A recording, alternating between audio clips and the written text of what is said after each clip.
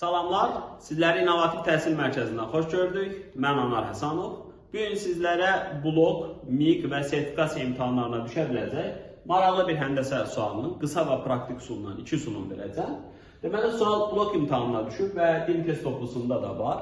Bunun qısa üsulu nətər olmalıdır? Deməli, suala baxanda ümumi üçbucağımız bərabər yanlı üçbucaqdır. Bərabər yanlı üçbucağın ən çox yada düşən qaydası onun oturacağına hündürlük çəkməkdir.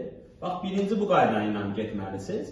Və bu hündürlüyü biz çəkəndə hündürlük həm median olur, həm də tənviran olur bərabər yanlı üçbucaqda. Yəni BH bərabərdir, HC olur.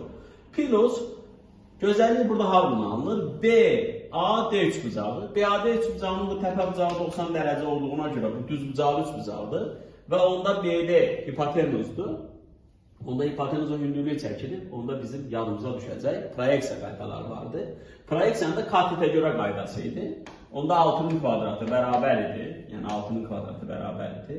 İlk yer, yəni həmin katitin hipotenuz üzərindəki proyeksiyası vurulsun bütün hipotenuzudur. Baxın görün nə qədər rahat tezliklə əldə olunacaq. Buradan x'i biz 2 tapırıq. Gətir burada x'in yerinə 2 yazanda 18'den de 2'ni çıxanda burada nə qalır? 16 qalır. İndi ikinci qaydamız nədir? Axı dedik bərabər yanlı üçbucaqda oturacağa hündürlük çəkən bu həm mediandır, həm də tənvirəndir. Baxın bura 16'dırsa burada 16 olmalıdır. Onda 16'dan 2'ni çıxanda 14 qalır. Bu bir üsul. İkinci üsulumuz necə olacaq? İkinci üsulumuzda biz təbii ki Pifagor teoremindən istifadə edirik. Bu 6'nın 3 qatıdır. Bu 6'dır. Deməli Pifagor teoremi yazanda 9 çıx 1 nə qədər edir? 8 edir də, eləmi? Yəni bura olur 6 kök altında 8. Onda burada olur 6 kök altında 8. Baxın, bərabər yanlı üçbucaqda çox gözəl digər bir qayda var. Qayda nədir? Mən bunu dərslərdə çox demişəm. Yəqin ki video izahlarda görürsünüz. Bir bərabər yanlı üçbucağın oturacağına hər hansı bir parça çəkildikdə təbii ki bu oturacağı 2 yerə bölür. Buna x deyək, buna y deyək.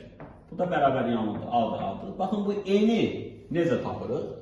N-in çox gözəl bir qaydası olur. N-in kvadratı bərabər olur, A-nın kvadratı çıxılsın, x vurulsun, y. Baxdım. Amma onu deyim ki, bayaqki üsul bundan yaxşıdır. Çünki burada bu düsturu da siz bilməlisiniz. Bu düsturu hər şagird bilmir. Amma proyeksiya qaydasını hər şagird bilməlidir. Onda, baxın, bura 6 idi axı. Və buranı da bilmirəm, x idi və burada 18'dir, var. Onda qaydamız necə olacaq? 6'nın kvadratı bərabər olacaq. 6 kök altında 8'in kvadratından çıxacaq nəyi? Altdakı 2 parçanın A-sını. Burada bir neçə əməliyyat tapandığımıza görə bayaqki ilk üsul bundan çox yaxşı üsuldur. Belə, növbəti sual izahlarında görüşərik. Hər birinizə uğurlar.